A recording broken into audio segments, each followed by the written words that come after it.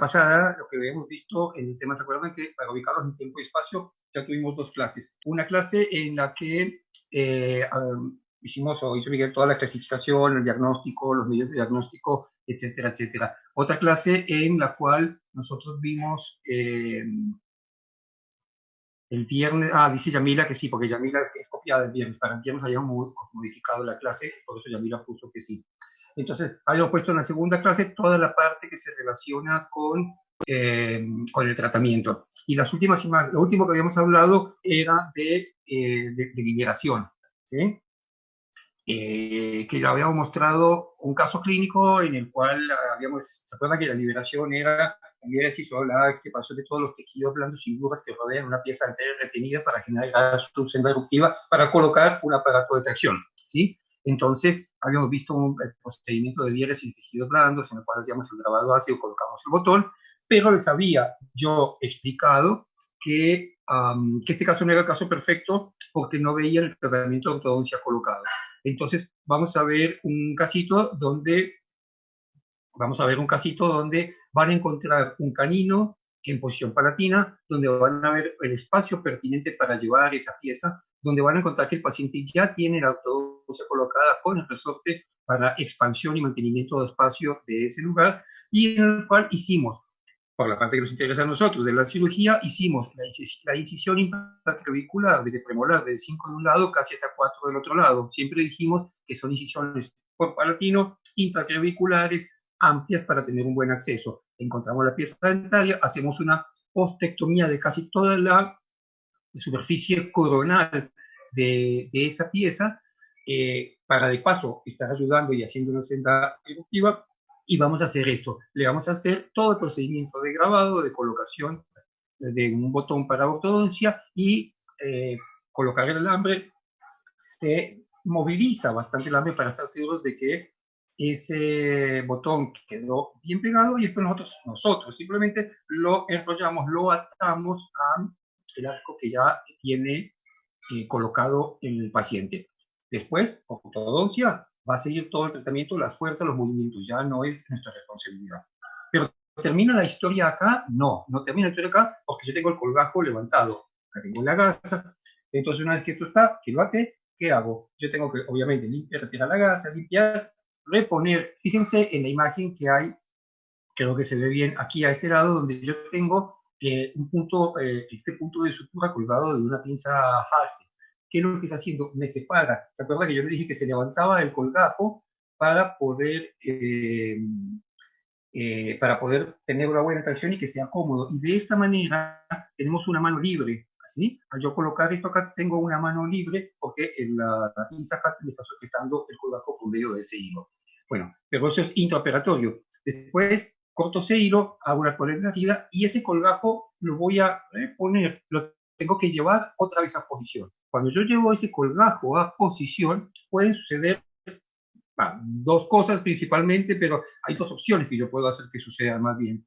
Una es que el botón y el arco me queden submucosos, porque yo sé que me queda relativamente poco movimiento, poco espacio, en lo cual tiene que moverse este diente por la fuerza ortodóntica. Entonces, repongo el colgajo y me queda todo esto en forma submucosa. Es una opción. Obviamente que este botón me puede producir un pequeño decúbito o una pequeña molestia sobre la mucosa, por eso hacía relación a la cantidad de tiempo, a la cantidad de milímetros que tiene que movilizarse. La otra opción es que yo calcule el lugar donde esto va a apoyar en la mucosa y haga una penetración, haga una ventana sobre la mucosa, repongo el colgajo y hago que este alambre y el botón pasen de la parte conectiva a la parte externa, pasando el alambre por ahí y lo dejo atado después al arco. ¿Sí? ¿Se entiende más o menos el concepto? Que no lo habíamos podido mostrar la vez pasada. Fíjense, otro caso, ¿sí?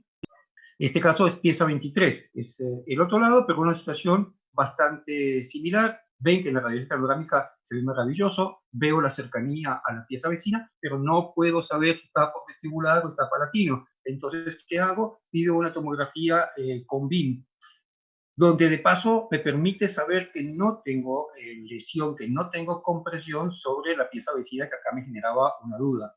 por lo biplanar del estudio y porque la distorsión que produce de por sí la radiografía panorámica.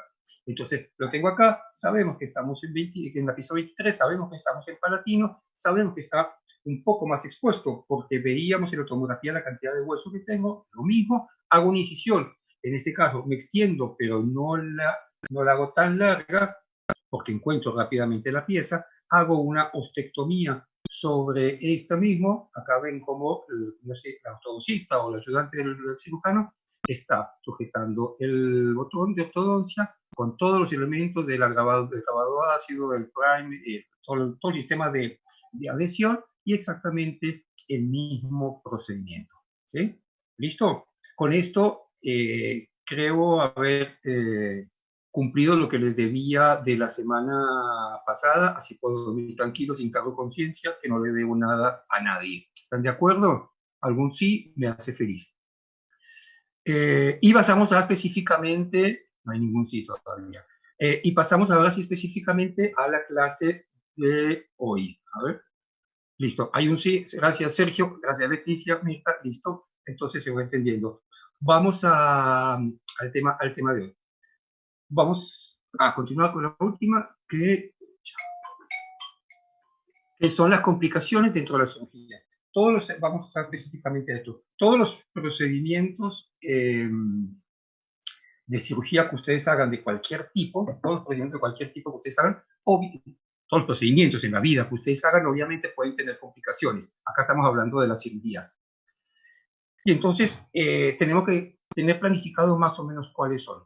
Siempre tengan presente que las clasificaciones se clasifican en inmediatas y inmediatas, o sea, las que pueden suceder dentro de la cirugía o en las primeras 24 o 48 horas y las que son complicaciones posoperatorias más lejanas, las complicaciones intraoperatorias y las complicaciones posoperatorias. Siempre, cualquier tipo de cirugía, porque en general son diferentes las complicaciones que podemos encontrar intraoperatorio, como la más frecuente, que puede ser la lesión de los tejidos blandos, que puede ser una hemorragia. Eso es mucho más común, que se encuentra como una complicación intraoperatoria, que la hemorragia sea una complicación posoperatoria, a pesar de que la hay. A pesar de que la hay, y la van a ver ahora que estemos describiendo eso. ¿Sí? Pero, por ejemplo, ustedes no van a encontrar como una complicación intraoperatoria un proceso infeccioso. Como una complicación intraoperatoria inmediata, ¿sí? Intraoperatoria no la van a poder encontrar. Sí, como una complicación posoperatoria. ¿Estamos? Seguimos. Me enredé yo solo, pero espero que se haya entendido. Complicación intraoperatoria, no voy a encontrar una infección o material que se organice en ese momento, pero sí en forma posoperatoria. Son las diferencias. ¿Qué se me puede complicar? ¿Dónde puedo encontrar la complicación de lo que yo voy a trabajar? Básicamente en todo lo que yo pueda tocar. Es decir, en todo lo que yo esté tocando o relacionándome con él durante la cirugía. Desde lo más cercano, el diente, el tejido óseo, hasta el paciente ad integrum como tal. ¿Estamos? ¿Sí? Entonces, puedo tener complicaciones óseas, puedo complicaciones dentales, tejido blando, lesión nerviosa del paciente. Vamos a ir más o menos desglosando. Dentro de las complicaciones, insisto, intraoperatorias dentarias, seguimos. Ya habíamos dicho rápidamente, volvemos 30 segundos atrás, de que tenemos las complicaciones en toda la posición que yo podía estar trabajando, óseas, dentales, tejidos blandos, lesiones nerviosas, lesiones vasculares o la alteración de emergencia hemodinámica que es el paciente. Dijimos que dentro de la dentaria, la fractura del diente a extraer, que es dentro de las complicaciones menos grave, fractura o luxación del diente vecino, sí, gravísimo, obviamente, porque no tiene por qué pasarle nada a las piezas. Y dentro de esas complicaciones, seguimos aumentando complejidad, la impulsión a zonas anatómicas vecinas. ¿Sí? Eso es cuando ustedes están haciendo la extracción, de repente no ven más la pieza dentaria no está en la mesa del operador, no salió a ningún lado, y entonces algo pasó con esa pieza dentaria. Miren lo que se ve acá en esta tomografía. Esta es una tomografía computada tridimensional con una tomografía computada tridimensional, donde ustedes ven perfectamente, ¿sí?, la anatomía de la zona, una anatomía que estaban realizando para poder de forma equivocada, anatomía no, ostectomía, perdón, una ostectomía que estaban haciendo en forma equivocada para poder acceder a esa pieza, y la pieza que se ha ido hacia lingual, hacia piso de boca o demás. ¿sí? Si ustedes se tratan de imaginar dónde está, ustedes se pueden pensar que acá teníamos la línea auricular interna y que teníamos el músculo miloideo. Entonces, ha pasado ese espacio, estamos mucho más abajo. Además, ustedes miren con detalle esta tomografía, miren aquí donde yo les estoy marcando y ven de que fue la debilidad de la tabla lingual más una estectomía mal hecha, más una fuerza aplicada de forma incorrecta, la debilidad que se ve acá, lo que produjo o lo que produce que esta pieza se haya ido. Esas son una de las complicaciones dentarias intraoperatorias. ¿Sí? Miren otra imagen donde ustedes ven una radiografía panorámica donde ven el lecho donde se encontraba la pieza y donde se encuentra hoy en día. Obviamente, hoy en día la panorámica es un medio diagnóstico, no es el método definitivo porque usted no tiene una ubicación exacta de dónde se encuentra esa pieza dentaria. Lo que quiere decir, mirenlo acá, si sacan una radiografía del perfil estricto del paciente, sí van a poder encontrar más o menos en algún sentido antero-posterior, ¿sí? O superior o inferior, pero tampoco con absoluta claridad. Ven la posición de la pieza, ven que ha salido de su lecho, ven que no está en su ubicación, pero nunca van a tener esto con absoluta claridad como si fuese una tomografía computada. Por un segundo para atrás. Y de ahí que hay que pensar un detalle, que cuando ustedes tienen una impulsión de una pieza que estaban extrayendo y se va a piezas anatómicas vecinas, sobre todo el maxilar inferior, ¿sí? No es obligatorio que lo solucionen en el momento. Sí es importantísimo solucionarlo. No es obligatorio que lo solucionen en el momento porque a veces es necesario o es preferible frenar, solicitar los estudios porque no tenemos en nuestro consultorio de práctica normal, no tenemos el panorámica y no tenemos el tomógrafo.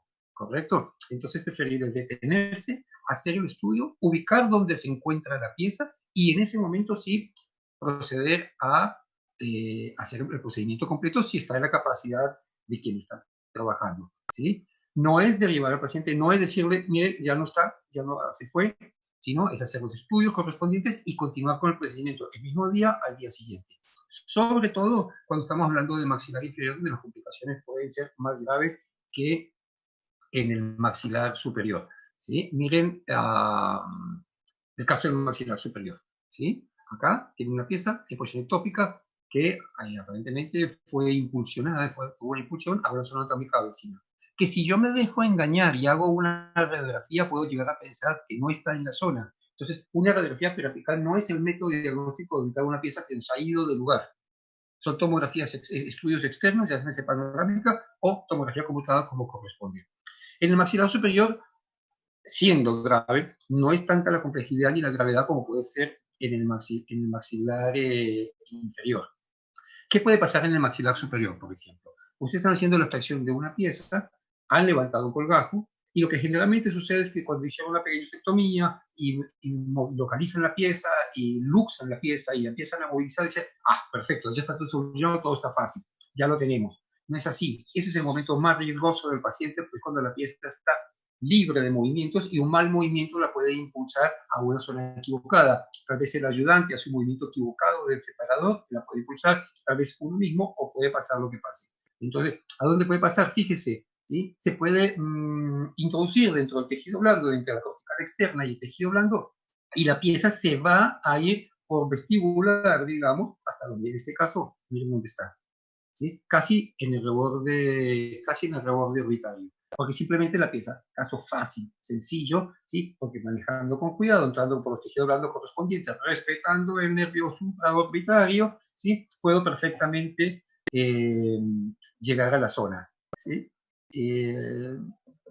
Parece que, bueno, no importa. Otra complicación es la.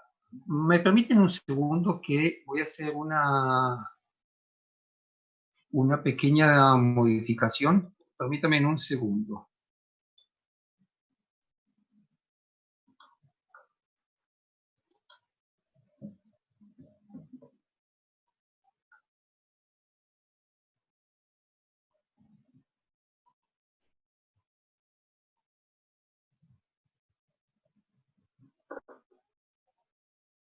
Porque había una clase que estaba modificada y aparentemente tomé la que no estaba.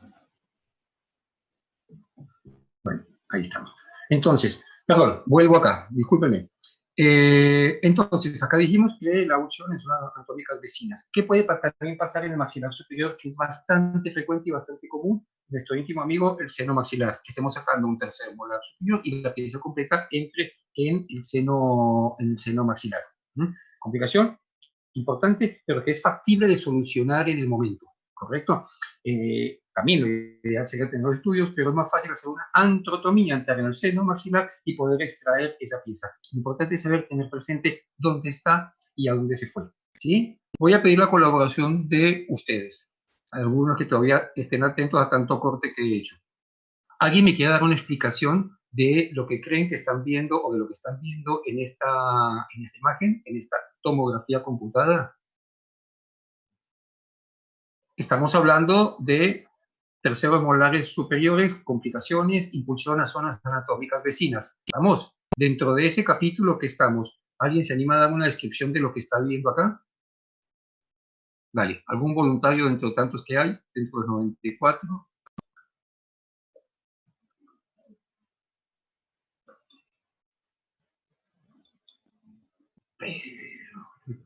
Hoy estamos medio complicados con las...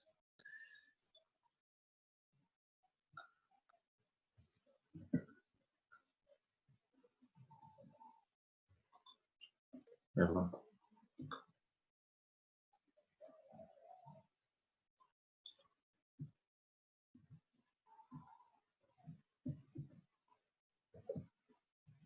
Volvemos acá. Perdónenme.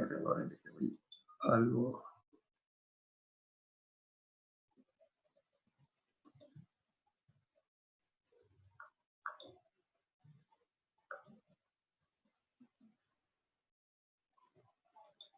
Entonces, Florencia, vuelvo para atrás, ahora sí.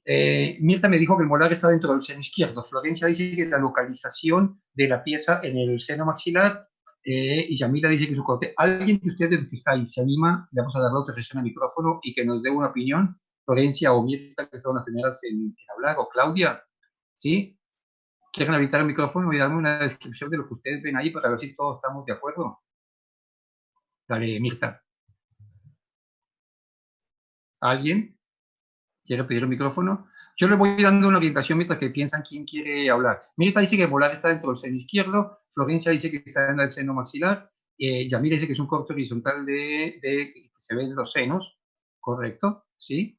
Entonces, por ahora estoy casi en desacuerdo con todos ustedes, menos en que es una tomografía computada, ¿sí? Y yo le voy a dar una ayuda y quiero que alguien se conecte, si se anima a hablar, hable. Esto es una tomografía computada donde acá estamos viendo el seno maxilar de un lado completamente normal, ¿correcto?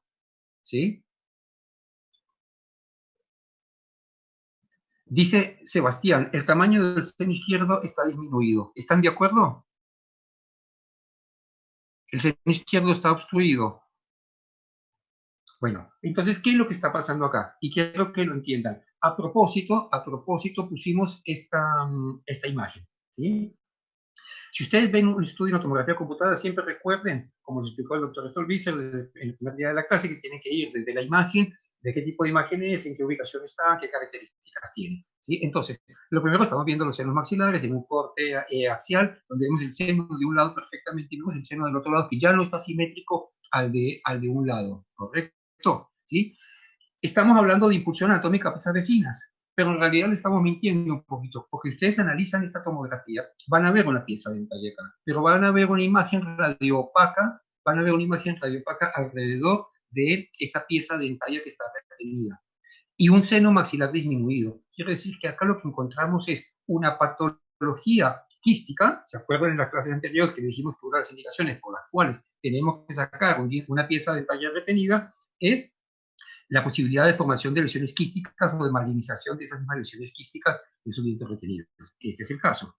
Entonces, está aquí para que pensemos, está dentro de este capítulo para que pensemos, pero para que aprendamos a analizar las circunstancias y entender la diferencia entre una lesión quística o que la pieza de verdad se hubiese encontrado en piezas vecinas. ¿Sí? ¿Se entendió la idea de esto? Otra complicación que podemos tener, ¿sí? La fractura dentro de las complicaciones específicas de la cirugía de los terceros molares inferiores retenidos, ¿sí? Perfecto, dice Leticia y Sofía que sí se entendió, perfecto. Entonces, hablamos de las complicaciones de los tejidos duros que podríamos tener. Entonces, específicamente hablando de eso, en los terceros molares inferiores, ¿qué nos puede pasar? La fractura del hueso alveolar, la fractura de la mandíbula o la luxación de la misma. ¿Sí? Acá estamos hablando específicamente de los terceros molares inferiores. Fractura del hueso alveolar, insistimos, siempre vamos desde una complicación un poco menor a un poco mayor o más o menos, entonces donde vamos a ver una discontinuidad de ese hueso alveolar, ¿sí?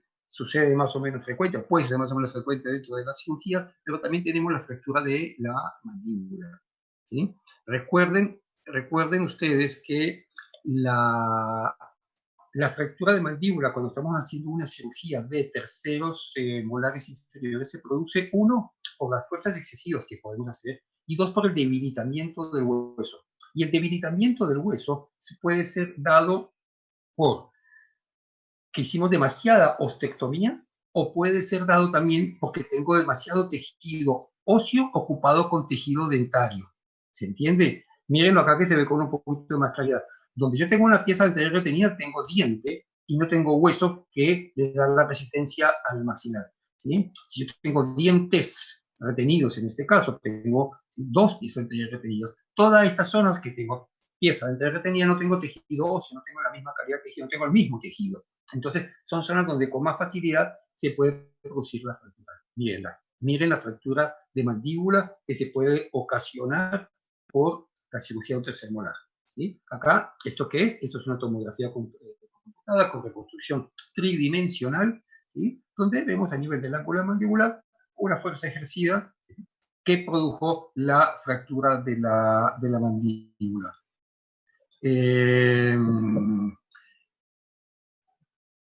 Esto que estoy marcando acá, todos lo ubican perfectamente. Anatómicamente hablando, todos saben, alguien respóndame por el chat, ¿qué es esto? Y entonces yo sigo hablando tranquilo, que sé que estamos anatómicamente ubicados. Y hoy, muy bien Paloma, muy bien Janina, muy Florencia, muy bien Claudia, etcétera, etcétera, etcétera. Muy bien Guillermo. Exactamente, el hueso hioides, donde hubo varias inserciones musculares, recuérdenlo, y no nos vamos a derivar hacia ese tema. Entonces, esto es la fractura de mandíbula como complicación de la cirugía de los terceros molares inferiores. Cuando estamos hablando de los terceros molares superiores, y esta clasificación, permítame decirle, esta clasificación de complicaciones específicas del maxilar superior y del maxilar inferior, como chisme, nos gusta preguntarlo en el examen, nos gusta preguntarlo y nos gusta que se entienda con lógica para saber si se está pensando o si se está entendiendo de lo que hablamos. ¿Sí? Dice Cecilia que nos conectamos con el mismo ID en el caso de que se corte por una cuestión de tiempo y no debe faltar mucho porque nos queda menos de un minuto. Como nos queda menos de un minuto, no voy a avanzar mucho más. ¿Hay alguna pregunta que me quieran hacer hasta acá? Y ya la continuamos con la misma conexión. ¿Hay alguna pregunta mientras tanto? ¿Se va entendiendo? Queda menos de un minuto, por eso no avanzo con el tema. ¿Sí? Hasta aquí hablamos de las complicaciones, recuerden. ¿Listo? Entonces quedamos en la fractura de las complicaciones específicas que estamos hablando del maxilar superior. Tengo 9 chats que deben decir que sí me escuchan, me alegro mucho.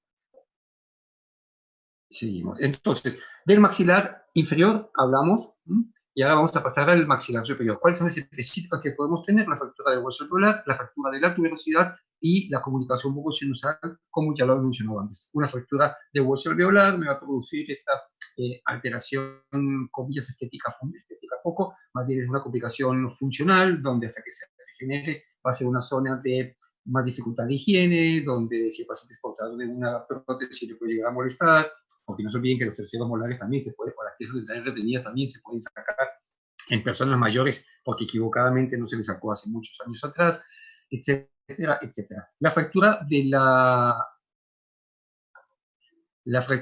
la tuberosidad es una complicación un poco diferente.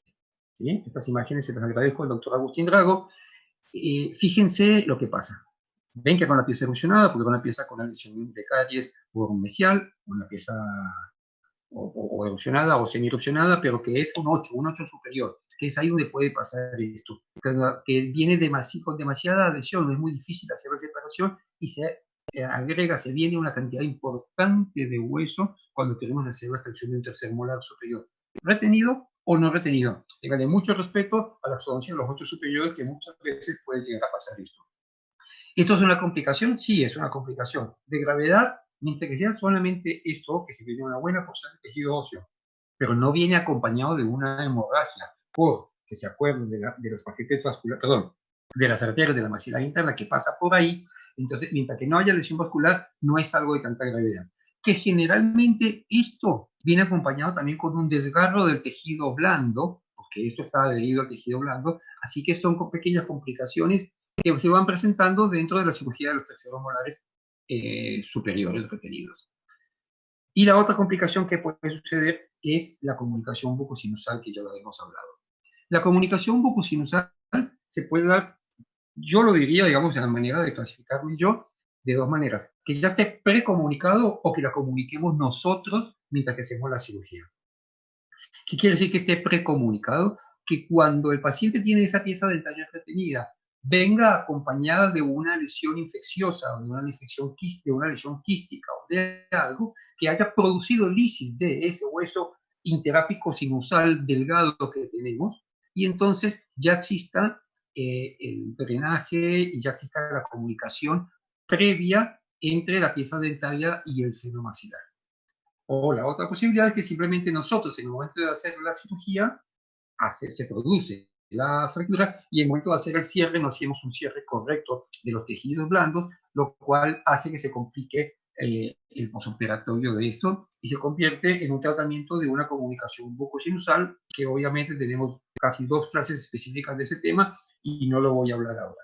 Pero les quiero mostrar un poquito este caso clínico que ustedes están viendo acá, de la comunicación bucosinusal. Fíjense, esto es un corte de tomografía donde vemos un 8 superior, un 18 retenido. Les voy contando porque conocemos perfectamente el caso, fue hecho por los presidentes de la facultad. Ustedes ya ven acá que no hay una radiolucidez absoluta de ese seno maxilar, ¿sí? Y entonces cuando pedimos estudios tomográficos tenemos esto. ¿Por qué le pedimos estudios tomográficos a este paciente? Porque no se pide por rutina.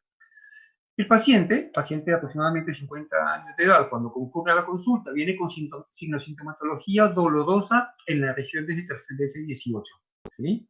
De, pongámosle, 24 48 horas de evolución, decía él. Cuando lo revisamos, el paciente tenía una gasa en fosas nasales. Le preguntamos, ¿por qué tienes una gasa en la fosa nasal derecha? No, porque he tenido en estos días, contaba el paciente, he tenido en estos días varias veces hemorragias y fui a un otorrino y el otorrino me dijo que no era nada de gravedad, pero que me iba a hacer una cauterización de alguna venita o de algún vaso sanguíneo y con eso se iba a solucionar. Historia que, obviamente, es la historia clínica que nosotros siempre llegamos cuando vamos al paciente, y esa evaluación del estado actual del paciente no cerraba, no coincidía, y había que pensar que si tengo una lesión dolorosa con sintomatología a nivel del 18 y una hemorragia nasal repetitiva de la fosa nasal del lado derecho, algo estaba pasando, ¿sí? Perdón. Entonces, ¿qué es lo que vemos? ¿Qué es lo que vemos acá? ¿Sí? Vemos que tenemos un seno maxilar absolutamente velado. Mi pregunta es, ¿tengo únicamente ocupado el seno maxilar? Mi pregunta es, para que me la responda bien, anatómicamente, ¿dónde ven el velamiento? ¿Corresponde únicamente al seno maxilar derecho? ¿O ven qué otra zona anatómica ven afectada? Fosa nasal, dice Sofía, están incluidos los cornetes, fosas nasales, cornetes. ¿Qué más? Yamila, Angie, Ezequiel, Antonella. ¿Qué más ven acá? Estamos completamente de acuerdo con lo que me han dicho hasta acá, ¿sí? Porque inclusive si ustedes lo ven acá, ven una desviación septal también, ¿sí? Y entonces, exactamente, acá me está, dice Sergio, Sergio atento siempre, dice que los senos etmoidales, ¿sí? ¿Ven la diferencia de los senos de un lado y los senos del otro lado? Y si esta tomografía, ¿qué sería lo radiopaco dentro del seno? Pregunta Paloma. Y yo pregunto, ¿qué sería? No me estoy burlando. ¿Qué piensan que puede ser lo que está? Estoy sometiendo la pregunta a ver si alguien más me lo responde. ¿Qué es lo que ustedes consideran que está? ¿Aire? No, aire hay dentro del lado sano. ¿Hueso? No, esto no es hueso. ¿Y qué tipo de infección? ¿Qué pasa con la infección? Tejido de granulación, sinusitis. Que acá puede haber, o sea, aire seguro que no, porque hay lo que hay acá. Acá puede haber básicamente moco, cualquier material o tejido de granulación, ¿sí? Cualquier tipo de tejido que me esté ocupando completamente este seno. Hay un tejido infeccioso de granulación sumado a tejido mucoide que se puede estar ocupando todo esto, que llena todo este espacio, ¿sí? Que no es líquido. ¿Cómo sé que no es líquido? Porque no tiene un nivel. Si esto fuese líquido, tendría tal vez un nivel así. Esto es algo que se ha ido llenando constantemente. Exactamente, pero hagan muy bien la pregunta, ¿qué es lo que lo llena? Posiblemente moco y tejido de granulación, ¿sí? Pero si ustedes ven esto acá, y si ustedes, y si tuviésemos, o yo les hubiese mostrado la parte más superior, es posible que tengamos una comunicación también con el seno frontal, casi una hemipansinusitis, ¿sí? ¿Cómo la diferencio de un pólipo del seno? Porque el pólipo es redondo. Porque pregunta Juliana que cómo diferencio yo esto de un pólipo. El pólipo tiene límites, el pólipo es redondo, ¿sí? Se ve la porción donde termina perfectamente el pólipo y donde se ve esto, ¿sí? Aparte lo estoy asociando a una clínica. Pero está bien la pregunta, Juliana. No, pero no es un pólipo. Y porque el pólipo no hubiese nunca, no tuviera esta compresión aquí sobre la región de los cornetes y no seguiría aumentando hacia la región etmoidal, ¿correcto? Entonces, ¿sí? Insisto, tenemos todo este cuadro que estaba asociado a un dolor y un proceso infeccioso de un 18 y a una hemorragia que había acá en fosas nasales. Para hacerlo corto, eh, y entender ¿qué hicimos en este caso? Uno, sabíamos el problema que teníamos. Sabíamos que teníamos una complicación, una comunicación bucosinusal de algo que estaba de un proceso infeccioso o quístico o alguna lesión del 18 que estaba drenando dentro de esta cavidad de seno.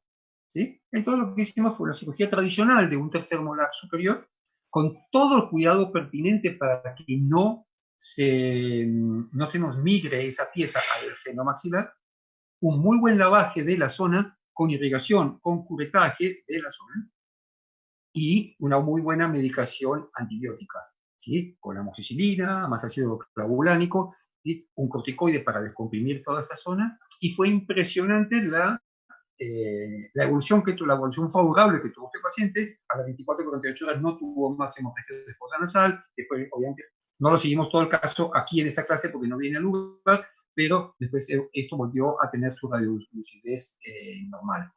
¿A qué venía todo esto? A que tenemos que evaluar que la comunicación bucosinusal como complicación específica de la cirugía del tercero molares superiores, sí, puede ser previa o puede darse en momentos que la... Se deriva al otorrino, pregunta Mirta, ¿por qué? Si yo le estoy haciendo la solución. ¿Sí? La solución se la estoy dando yo como profesional de la salud, odontólogo, cirujano maxilofacial, o quien lo haya atendido, no sé, ¿sí? Con eliminar la causa de un proceso infeccioso, ustedes están haciendo la principal parte de la solución. Y después controlan. Después lo que se le permitió es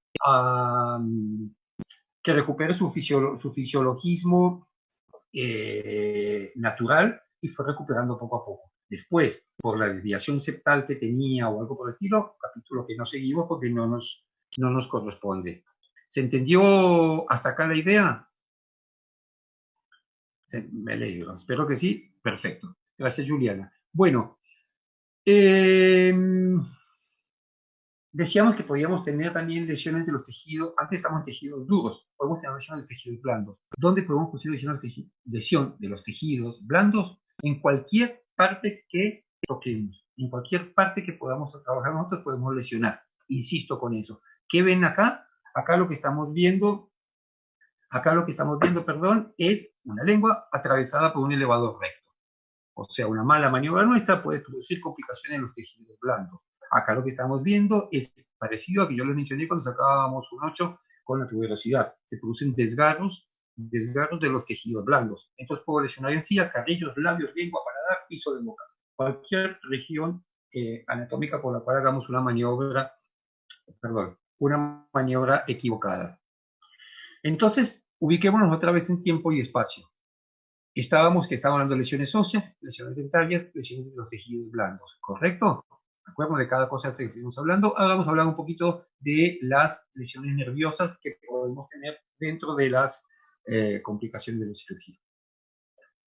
Estos tres niveles o diferentes grados de lesión neurosensorial que podemos tener es lo que podemos llegar a producir sobre un paciente. Neuropraxia, axonotmesis y neurotenesis. Neuropraxia, una simple tracción o una manipulación del nervio donde no hay ninguna degeneración del tejido melánico y donde no hay ningún daño importante. Axonotmesis, degeneración o aplastamiento axónico sin disrupción, y neurotmesis, una lesión mayor con o sin disrupción. Perdón, me salió. Básicamente lo que estamos viendo acá son diferentes grados de lesión, de lesiones nerviosas que pueden ser más reversibles o pueden ser reversibles o no reversibles dependiendo las circunstancias. Siempre que estamos, o generalmente cuando estamos hablando de lesiones nerviosas, ¿de qué nos preocupamos?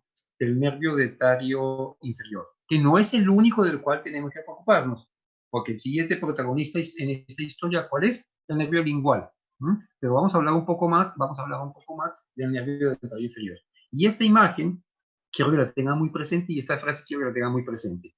La elevación del tercer molar puede producir injuria del nervio inferior por penetración de la raíz dentro del canal o forzar la penetración de fragmentos óseos dentro del mismo.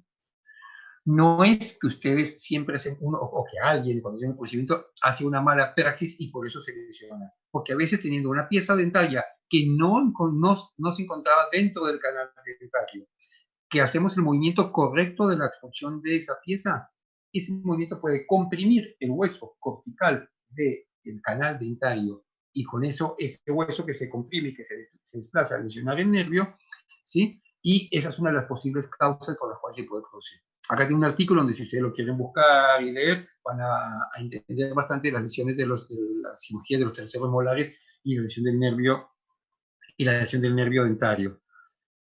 Y se acuerdan en la clase anterior en que hablábamos que cuando hacíamos el estudio radiográfico del paciente y teníamos que pensar en cómo hacíamos la incisión y que teníamos que pensar en la forma en que tenían las raíces, ¿sí? Y entonces, fíjense en este caso, si yo tengo que hacer una cirugía de un tercer molar con el estudio radiográfico que no me da demasiada claridad, ¿sí? Pero les cuento que esta es la pieza que estaba ahí adentro.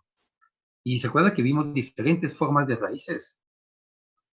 Y que una de esas posibilidades de forma de raíces era que estaban fusionadas en sus ápices, pero en el medio transcurría ese nervio dentario inferior. Piensen una cosa, si yo tengo esta linda foto, que afortunadamente no es un paciente mío, pero a alguien le sucedió, si yo tengo esta foto así tan linda, con esto tan completo, el nervio dentario no está sano. El nervio dentario de este paciente evidentemente se tuvo que haber roto para poder sacar esta foto. ¿Están de acuerdo conmigo?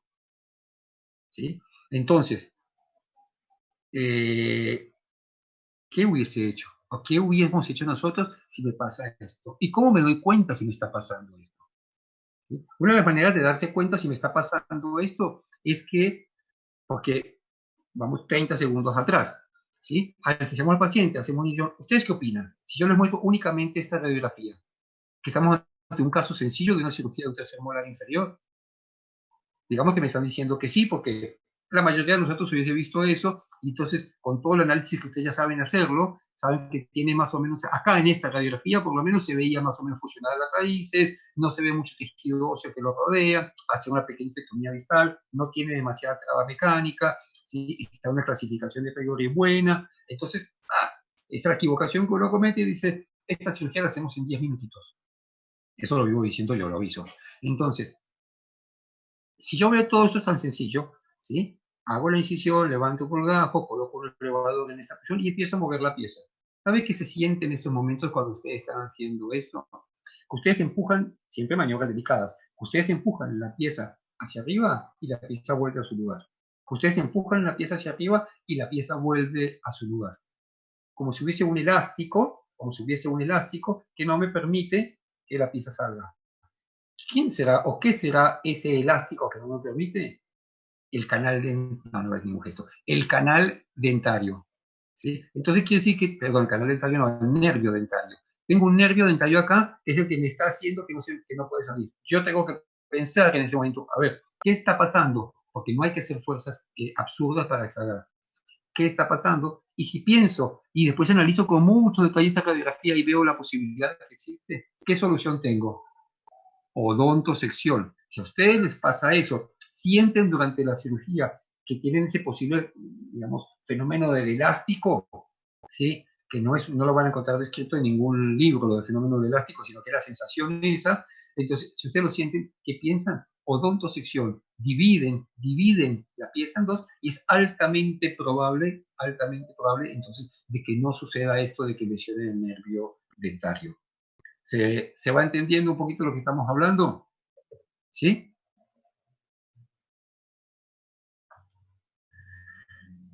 Antonella me dice, ¿y cuando se hace ese movimiento ya no se daña el nervio? Es preferible dañarlo un poquito que dañarlo del todo, Antonella. ¿Sí? Por eso siempre cuando se hace maniobras, traten de hacer maniobras delicadas. Porque nunca se olviden que lo que está ahí sentado es un paciente, paréntesis, de los cuales vamos a vivir el resto de nuestros días. ¿Sí? Entonces, como manejamos todo con respeto y como hacemos todo bien, cada maniobra que hacemos la tratamos de hacer lo mejor posible. Si ustedes sienten eso, lo van a hacer, lo van a probar y van a hacer la autocorrección. Y si prefiero producir un pequeño daño que un gran daño, porque ustedes cuando ven esta radiografía, Antonella, no iban a sospechar de que le estaba pasando eso. Clínicamente lo van a sentir cuando lo están trabajando y seguramente esa pequeña lesión que le podemos producir al nervio va a revertirse, va a curar absolutamente sola. En muchos casos hacemos una ostectomía, se puede hacer cirugías más grandes también para localizar el nervio, repararlo y hacer la odontosección. ¿Sí? ¿Y una tomografía no hubiese servido? Sí, pero con el diario del lunes todos somos inteligentes. O sea, una tomografía posiblemente con un buen corte y bien analizada me hubiese permitido saber esto y yo hubiese planificado la odontosección. Pero en la vida real no se pide tomografía al 100% de los pacientes que se van a sacar un tercer molar. Se pide cuando no ve alta complejidad. Se lo mostramos específicamente porque es un pequeño caso que puede engañar. ¿Sí? Y cuando uno se engaña o lo engañan, aprende. ¿Sí? En cirugía estoy hablando. Entonces, cuando la anatomía te engañó o los estudios te engañaron y sentís algo, tienes que aprender. Entonces, saber que esa pequeña sensación nos puede ayudar a hacer un diagnóstico intraoperatorio. ¿Me siguen hasta acá? Espero que sí. Seguimos avanzando. Estábamos aquí, en lesiones nerviosas. Y vamos a avanzar a lo siguiente, a las complicaciones hemodinámicas. Porque fuimos avanzando desde la lesión del diente propiamente, ¿sí? Hasta los tejidos blandos, hasta las lesiones neurológicas, y ahora vamos a hablar de las lesiones hemodinámicas. Evelyn me pregunta, ¿y una pequeña lesión del nervio se puede provocar? ¿Qué puede provocar? ¿Una parestesia temporal? Correcto, exactamente. ¿Sí? Una parestesia temporal que va a revertir sola. Ah, ya que estamos, me hicieron acordar de algo. Gracias, Evelyn. Pregunto yo, porque esto que lo voy a contar, te lo cuento porque ya no quiero enojarme más con los alumnos. Yo hago una pregunta muy repetitiva que me parece absolutamente fácil y siempre se equivocan. Entonces, ahora que no nos vemos las caras, porque yo no lo estoy viendo a ustedes, quiero que piensen esta respuesta que me van a decir, porque no me van a poner el dedo en la cara y mostrarme. Si yo produzco una lesión del nervio dentario inferior, pregunto que me lo tienen que responder ustedes ahora en pocos segundos. Si yo produzco una lesión del nervio dentario inferior durante la cirugía, cuando el paciente vuelve a la semana, ¿qué manifestación clínica me va a decir?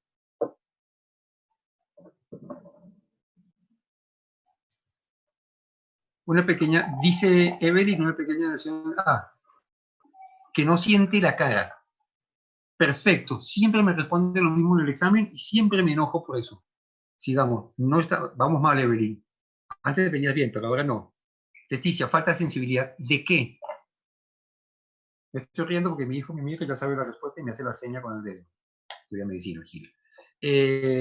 Cosquilleo, ¿pero de qué? ¿De qué zona? Piensa en esta situación. Bueno, está bien, perfecto. Me quedo con Juliana. Un segundo, Juliana. Me pusiste en la zona del maxilar inferior. ¿Qué es la zona del maxilar inferior?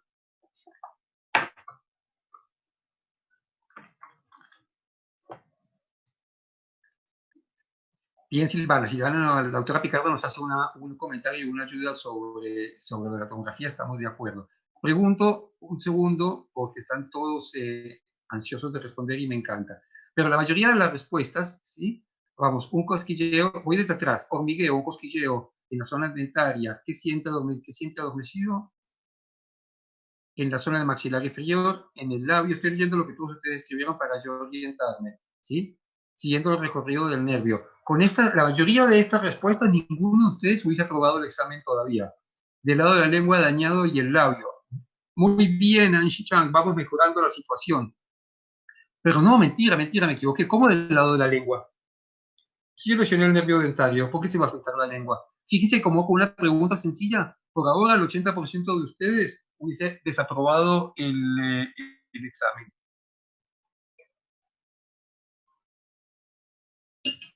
Labio y mentón, nos vamos acercando. Bueno, gente, para hacerlo, necesito un café. Para hacerlo práctico y sencillo, es una pregunta sencilla donde la mayoría de la gente se equivoca. Donde la gente se equivoca y me responden, por ejemplo, que todo el recorrido del nervio dentario y no se siente la pérdida de la sensibilidad. El paciente va, y yo entonces en el examen cuando lo veo en persona les pregunto, si ustedes anestesian a un paciente para sacar un molar inferior, ¿cómo saben que la anestesia hizo efecto? Entonces, la mayoría de ustedes me responde en el examen porque se le durmió la mitad del labio y la región del mentón. Eso es lo mismo. O sea, se los digo ahora porque quiero que me respondan todo bien en el examen, básicamente, porque cuando yo lesiono el nervio dentario inferior, la lengua no le pasa nada. Primero porque lesioné el nervio dentario inferior, ¿sí? Pero en los exámenes me responden, no, aquí, así, la respuesta es aquí, cosa equivocadísima, o sea, me marcan el ángulo mandibular, me marcan la región geniana, yo entiendo que es la adrenalina que se libera en el examen y la emoción de vernos, pero no se pueden equivocar de esa manera, ¿estamos de acuerdo? Sí, siempre es la mitad del labio y la mitad del mentón y muchas veces las encías y los incisivos inferiores, pero no más que eso. No es que van a sentir, el paciente no siente la falta de sensibilidad de un molar, no lo siente, es lo que el paciente manifiesta es eso. Bueno, no me acuerdo quién me había ubicado en tema para hacer esta pregunta. Muchas gracias por la colaboración. Seguimos, no se enojen. Entonces, volvemos, emergencias hemodinámicas, porque ahora estamos con las complicaciones, seguimos con las complicaciones de las cirugías y lo que puede pasar. Dentro de las complicaciones es esto, la lipotimia, el shock y el síncope. Son las tres complicaciones más frecuentes a nivel de las emergencias hemodinámicas. ¿Qué es y cuál es la diferencia de cada una de ellas? Lipotimia. Con solo leer la etiología ya vamos sabiendo el tratamiento, más o menos. Miedo, ansiedad, emoción, enfermedades respiratorias, varices, exposición del paciente, alcalosis, hiperventilación. Todo esto es la etiología. Signos, palidez, taquicardia, sudor frío, respiración entrecortada. Estoy tratando de leer las preguntas. ¿El paciente sentirá o sigue anestesiado entonces? ¿O sería lo que nos refería paciente? El paciente no es que siga anestesiado, el efecto de anestesia 2 horas o 3 horas se pasa el efecto. El paciente que tiene una lesión del nervio dentario inferior le va a manifestar a ustedes que todo el hemilabio derecho, si fuese el caso del lado derecho, más el hemimentón del lado derecho, lo va a sentir absolutamente adormecido. Ustedes, si me están viendo en la cámara, ustedes pueden ir probando. Entonces, cuando el paciente viene, el consejo que les doy, que hago yo, ustedes tocan al paciente donde ustedes saben que el paciente sí va a sentir. Porque si yo tengo una lesión del lado derecho de mi hemilabio, de mi mentón, ¿sí? y yo toco acá, no voy a sentir nada. Entonces, para el paciente ubicarlo, voy aquí, porque yo sé que acá se va a sentir. Y yo, personalmente, lo que yo hago con los pacientes, les digo, a ver, de 1 a 10, decime cuánto sentís. 10. Ya lo tranquiliza al paciente empezar sabiendo que en alguna parte se siente. Porque aquí no hemos afectado nada. Y si ustedes se acercan a la zona, van a ir tocando con esta suavidad diferentes zonas y le van a decir al paciente de 1 a 10 que le diga cuánto siente, 1, 2, 3, 4, y van a ver que primero no sienten el mismo nivel de hipoestesia en todos los lugares. ¿Sí? Primero eso. Y segundo, el paciente va a ir haciendo una evolución, porque en los 15 días ustedes lo pueden controlar, vuelven a tocar los mismos puntos, ¿sí? Ustedes van a ir sabiendo en dónde está más marcado o menos marcado. También se puede ir dibujándole al paciente los puntos en dónde siente y dónde no siente. Pero siempre el paciente lo que va a sentir es la pérdida de sensibilidad, ¿se acuerdan? Siempre es sensibilidad de ese sector del hemilabio y el hemimentón. ¿De acuerdo? Volvamos a esto. La lipotimia, ¿sí? Etiología. No, acá Claudia me está preguntando que cómo se solucionaría. Es todo un capítulo independiente que no lo puedo dar en clase ahora porque es toda una clase independiente de cómo se solucionan las lesiones esas. ¿Sí? Eso si quieren lo charlamos después si hay tiempo. La lipotimia, el miedo, la ansiedad y signos: palidez, taquicardia, sudor frío, respiración entrecortada. ¿Alguien ha visto un paciente así alguna vez? Sí, porque estos son la mayoría de pacientes ansiosos y nerviosos y miedosos que puedan llegar a nuestra práctica o a la clínica de la facultad. ¿Sí? Entonces, una lipotimia, ese paciente que viene con todas estas características, y cuál el tratamiento. El tratamiento es poner la posición en paciente que le favorezca la ventilación, ¿sí? Perdón, el tratamiento, me equivoqué, el tratamiento tiene 2 etapas, preventivo y el accidente en sí. ¿Por qué? Porque estamos hablando de un paciente que viene ansioso, vuelvo un segundo para atrás, viene con miedo, viene emocionado para mal de lo que le vamos a hacer, ¿sí? Viene tal vez con una dificultad respiratoria en el sentido de tener una taquipnea o una hiperventilación, o sea que respira muy rápido, no tiene tiempo de hacer un buen intercambio gaseoso. Por eso que se produce la alcalosis respiratoria, la alcalosis por hiperventilación, porque el paciente respira con tanta frecuencia, tan rápido, que no tiene tiempo de hacer un intercambio a nivel alveolar. Entonces, el tratamiento a nivel preventivo es que le voy a decir al paciente, tranquilo, lo voy a poner en una posición cómoda, lo voy a tranquilizar y lo voy a anestesiar en forma muy lenta. Estoy bajando el nivel de ansia del paciente.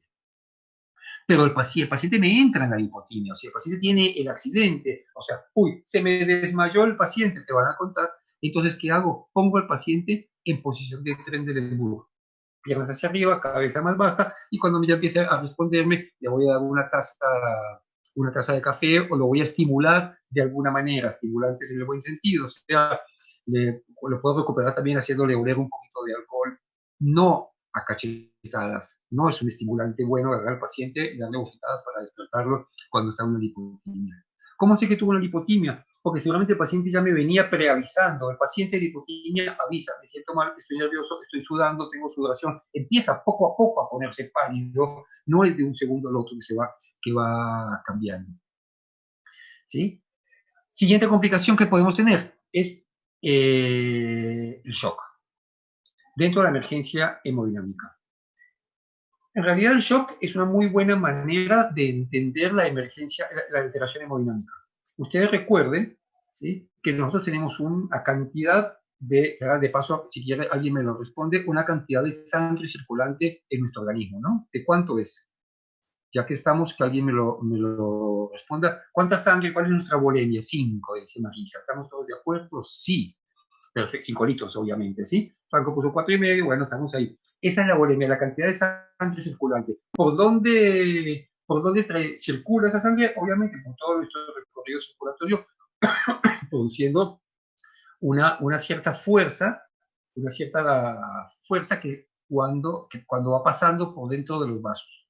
¿De acuerdo? Entonces, cuando yo tengo una alteración hemodinámica, ¿qué pasa? O se me alteró la cantidad de sangre circulante, de esos 5 litros que tengo circulando me bajaron, o esa resistencia periférica que me da el diámetro de los vasos sanguíneos ¿sí? Si ha disminuido, ¿por qué? Porque puede tener una vasodilatación. La misma cantidad de sangre circulante en vasos dilatados no va a producir la misma fuerza, ¿sí? La misma presión arterial. Entonces, resumamos, el shock puede ser primario o secundario. Primario, cuando tengo una aguda insuficiencia circular periférica provocada por una brusca vasodilatación arterial. ¿Sí? Entonces, ¿qué me pasó? Se me dilataron, por algún motivo, se me dilataron las arterias. Y entonces, ¿eso qué me va a producir? Una pérdida de conocimiento, hipotensión y suspensión de la respiración. ¿Sí? Secundaria, cuando no es porque se me vasodilataron, sino es porque he tenido una hemorragia muy importante que es muy poco probable que una hemorragia por una exodoncia me llegue a producir un shock secundario. ¿Sí? Se entiende hasta aquí más o menos. Entonces, shock primario y shock secundario. Siguiente punto, el síncope. El síncope es completamente diferente a la lipotimia y es aquí donde tenemos que entender. Suspensión súbita y temporaria de la conciencia acompañada de alteraciones circulatorias y respiratorias generalmente causada por un estado agudo de anemia cerebral. ¿Se entendió? No. Dice, suspensión súbita y temporaria. O sea, primera gran diferencia del síncope, porque también nos encanta preguntar. Primera gran diferencia entre el síncope y la lipotimia. El síncope no avisa. El paciente que tiene un síncope no avisa. Suspensión súbita y temporaria, o sea, recupera solo. De la conciencia acompañada por alteraciones circulatorias. O sea, no es el que avisa, no es el que viene respirando mal, no es el que viene con una transpiración, porque todo eso es de la lipotimia. ¿Sí? Es causada por un estado agudo de anemia cerebral. O sea, por algún motivo, como se dice elegantemente, no subió bien el agua al tanque. ¿Vamos? Por algún motivo no circuló perfectamente el cerebro en ese momento y por eso, en forma abrupta, ¿sí? Súbita, produce la pérdida de la conciencia. ¿Vamos? Gran diferencia entre la emergencia hemodinámica y perdón, entre el síncope y la hipotimia. Seguimos con las complicaciones. Yo sé que es larga la clase, pero bueno. Las complicaciones postoperatorias. Puedo tener, y lo mencioné al principio de la clase, hemorragias secundarias, hematomas, edemas, trismos, alveolitis, infecciones, cicatrización tardía, bacteremia, cuerpos extraños. ¿Qué es la hemorragia secundaria? Es aquella que se nos produce pasadas las 48 horas de la cirugía. Es aquella en que, por ejemplo, le voy a sacar los puntos a un paciente que le hice una exodoncia de un 28, ¿sí? Toda evolución perfecta, hacemos los retiros de suturas y el paciente sangra. ¿Sí? O el paciente consulta a una guardia por sangrado pasadas las 48 72 horas más. Eso es una hemorragia secundaria. ¿Qué hacemos en una hemorragia secundaria? Buscar la hemostasis. Pero recuerden que es un paciente que ya no tiene anestesia, pasado 48 a 72 horas, tiene tejidos delicados, traumatizados. Tenemos que volver a anestesiar al paciente, tenemos que hacer una toalete de la zona, tenemos que comprimir, tenemos que dar puntos, tenemos que hacer hemostasia de alguna manera, pero siempre pensando que el paciente casi de cero. Hematomas y quimosis, a pesar de que en pacientes de edad es muchísimo más fácil que se produzcan los hematomas por la misma fragilidad capilar, los grandes edemas, el trismus, la dificultad para la apertura bucal, ya todos lo conocemos, alveolitis, ya tuvieron toda una clase interesante de eso, la mala cicatrización, la bacteremia o la presencia de cuerpos extraños. Son todas posibles complicaciones posoperatorias. Y dentro del proceso inflamatorio, que a veces es complicación y a veces no es complicación, está el proceso inflamatorio. El proceso inflamatorio, cuando el tercer día después de la cirugía, generalmente se considera el día de mayor proceso inflamatorio dentro de la normalidad.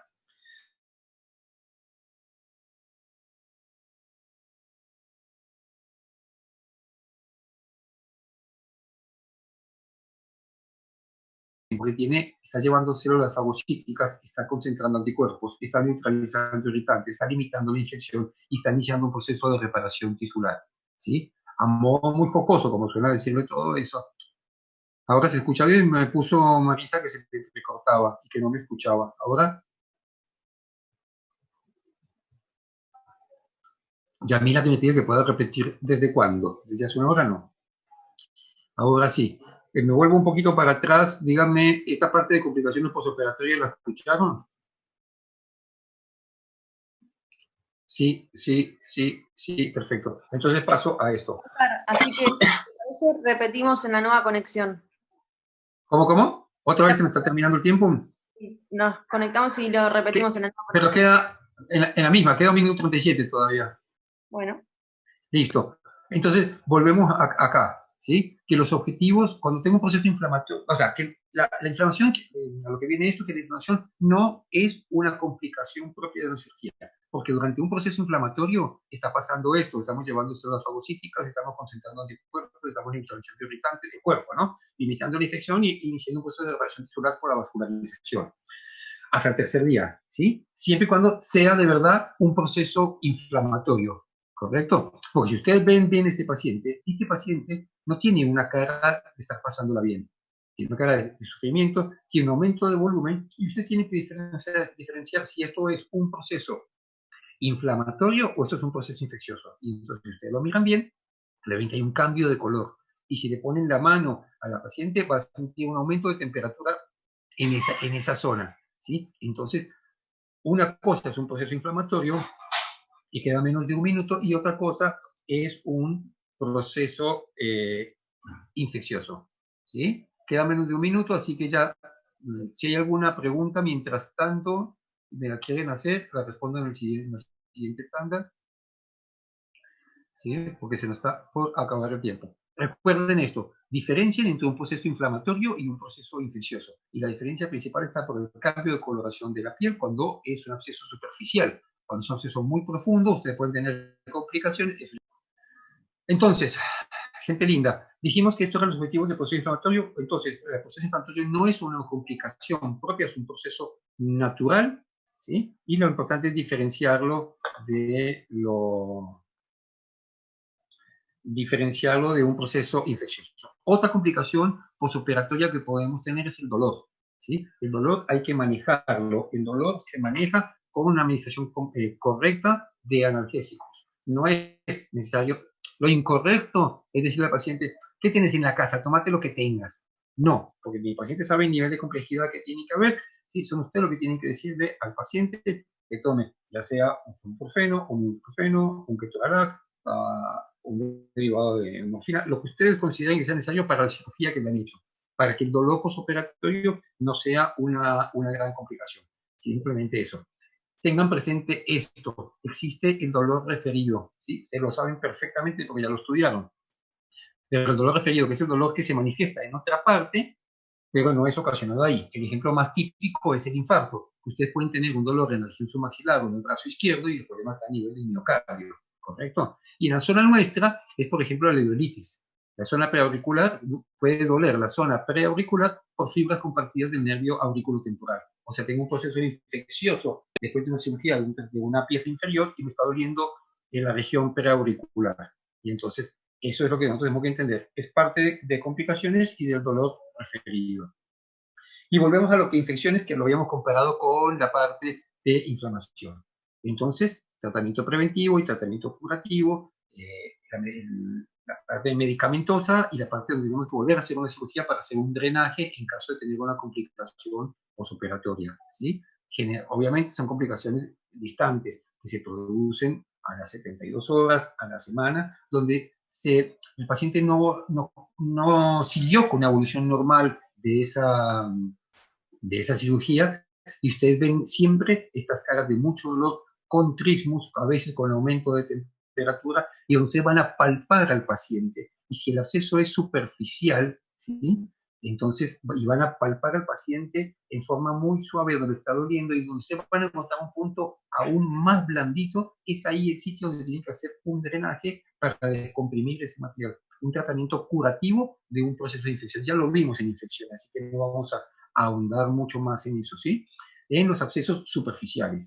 También podemos tener complicaciones de abscesos profundos, que están más abajo de los planos musculares, en lo cual es un poco más difícil el diagnóstico, aún un poco más complicadas las complicaciones, porque usted ya lo vieron en clase, puede tener una desviación o tener afecciones de la vía aérea, pero si metemos otra vez en nuestra clase de infecciones, entonces las infecciones a nivel postoperatorio son también una complicación. Dentro de las complicaciones también tenemos esto, el enfisema subcutáneo, ¿sí?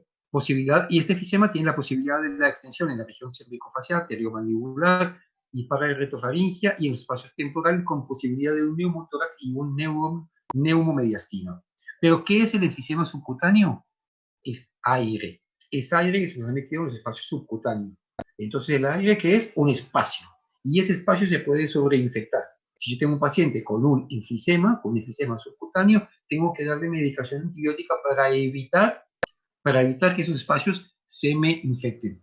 ¿Cómo sé que el paciente tiene un enfisema? Es un diagnóstico divino, simpático, digamos, más que divino, ¿sí? Porque, ¿qué hacen? Ustedes tienen un paciente así como ven en la foto, donde tiene un pequeño aumento de volumen, donde no tiene las características propias de un proceso infeccioso, y cuando ustedes palpan al paciente, ¿sí? Van a sentir que rompen burbujas, como la sensación cuando tenemos esas láminas que protegen las cosas delicadas, que están llenas de aire, que los globitos que uno revienta, ¿sí? Bueno, una sensación parecida a esa. Ustedes van palpando al paciente, van apretando y sienten que van rompiendo burbujas de aire, porque técnicamente están rompiendo burbujas de aire, ¿sí? Que es ese aire, que es ese enfisema que se ha producido, ese acúmulo de aire a nivel subcutáneo.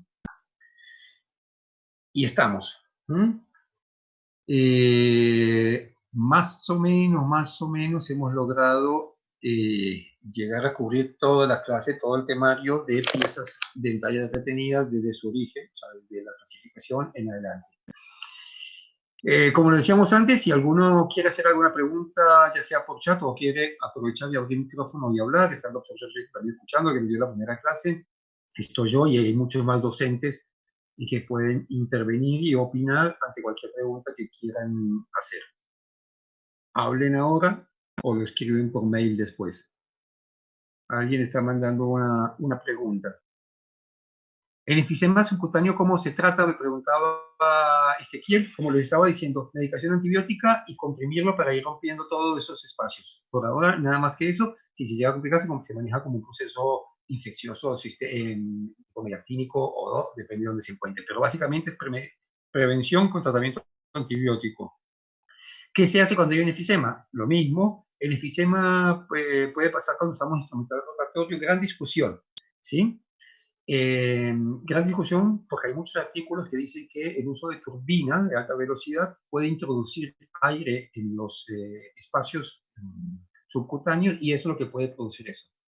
Y hay muchos artículos que lo defienden, pero básicamente es que por algún motivo se introduce aire.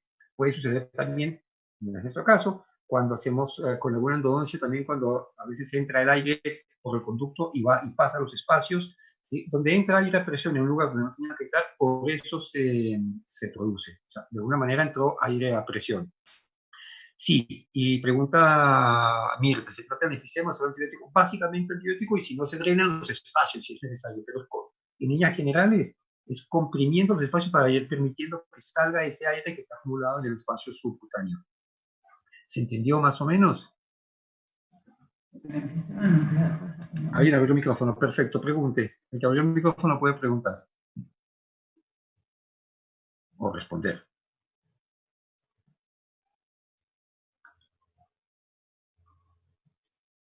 ¿Quién más? ¿Dudas? Evelyn pregunta. El cronograma es que son 3 clases de retenidos. Pero esta es la última, sí, porque el doctor Giorgetti dio la primera, yo digo la segunda y esta es la tercera. ¿Quieres más? Avisar. Hola. Hola. Hola. ¿Cómo estás? Maravilloso. Más Bien. Voy a responder una pregunta que me mandaron un mail y sí. el mail no sé dónde está, así que no puedo responderlo por mail. ¿Sí? Me dame un segundo, Miguel, porque con sí. el mismo tema de eso, porque Rosario puso el teórico, pasado incluía la primera y la segunda parte. Correcto, el primer día que empezamos con teóricos, el doctor Giorgetti dio una parte y yo di otra.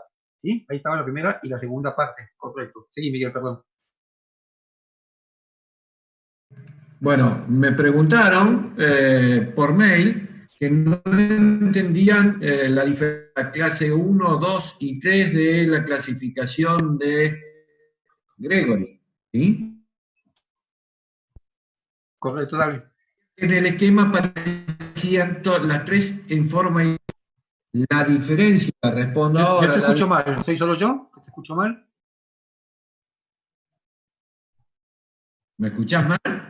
Sí, yo te estaba escuchando muy entrecortado. Sí, se escucha mal, se traba. Estaba escribiendo todo el mundo que se escucha mal lo tuyo. Volví a intentar la respuesta. Vuelvo a intentar.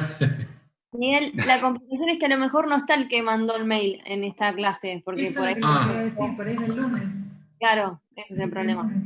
Sí, Pero no bueno, pasa nada si lo explica buscaré, igual, por si acaso buscaré a alguien ver se queda. si lo recupero y lo puedo responder. Ahí puso que lo mandó, a mí fue Mirta Aubia, así que está, así que no hay Listo, estamos problema. a full. Hácelo en directo. Ah, Bien. ajá, bueno. La diferencia entre las tres clases está tomada de acuerdo a la relación que tiene con el borde anterior de la rama ascendente. ¿Sí? Entonces, si mirás en el esquema vas a ver que una está bien por dentro del borde anterior y la otra está totalmente separada de la rama ascendente. Por eso es que normalmente nosotros estamos utilizando esa clasificación porque nos dice cuál va a ser la complejidad de la cirugía del tercero retenido.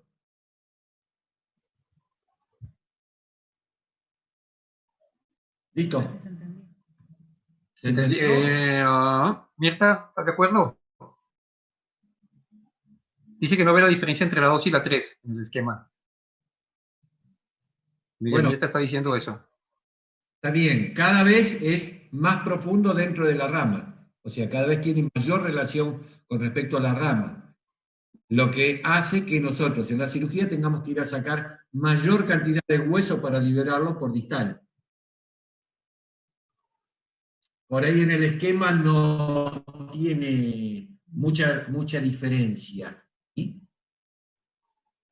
Pregunta Rosario, ¿se toma alguna referencia? Digo, la cara distal o mesial.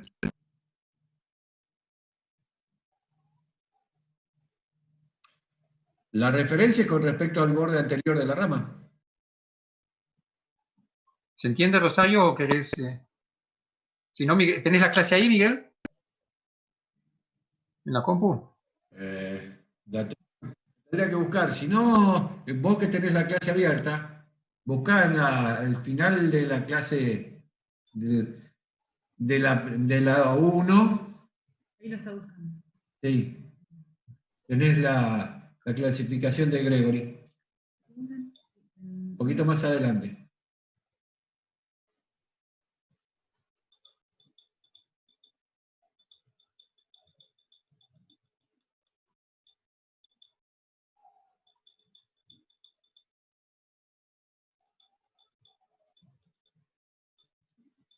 Ahí está, ya la pasaste.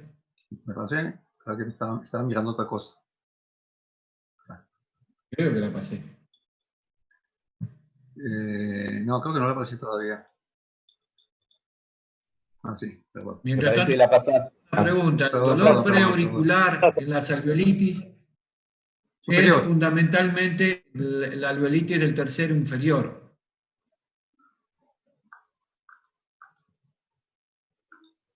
Acá está. ¿Ah? Miguel, Ese es el cuadro. ¿quieres hablar sobre ¿Sí? esto? Si ves en el esquema, la clase 1, la clase 2 se encuentran más incluidos dentro de lo que sería la rama, y la clase 3 está más incluido con respecto a la rama. ¿Sí? Con lo cual tendríamos que estar eliminando mayor cantidad de tejido óseo por distal para poder hacer la exodoncia. Sigan la porción distal del lobo del tercer molar y van a ver que esa porción distal es la que está cada vez más introducida dentro de lo que es la rama ascendente del hueso. Y la clasificación que dice A, B y C es con respecto al plano oclusal de todas las piezas dentarias. Cuánto está más hacia adentro y cuánto más incluido o cuánto menos incluido se encuentra ese diente retenido. Dice Mirta que ahí lo vio. Perfecto, gracias. Bien. Bueno, seguí ¿Algo más? respondiendo algunas preguntas. No. Rosario lo entendió, perfecto, agradece. Maravilloso. Bueno, cada vez queda menos de cuarentena, así que pongámonos contentos. Es una versión optimista. ¿Alguna otra pregunta, chicos, compañeros, alumnos? ¿Cortamos acá? Bueno, perfecto, entendí, gracias. Listo. ¿Algo más, Miguel, que tenés que decir? No, nada Gracias a ustedes más. por estar. Nos vemos el viernes.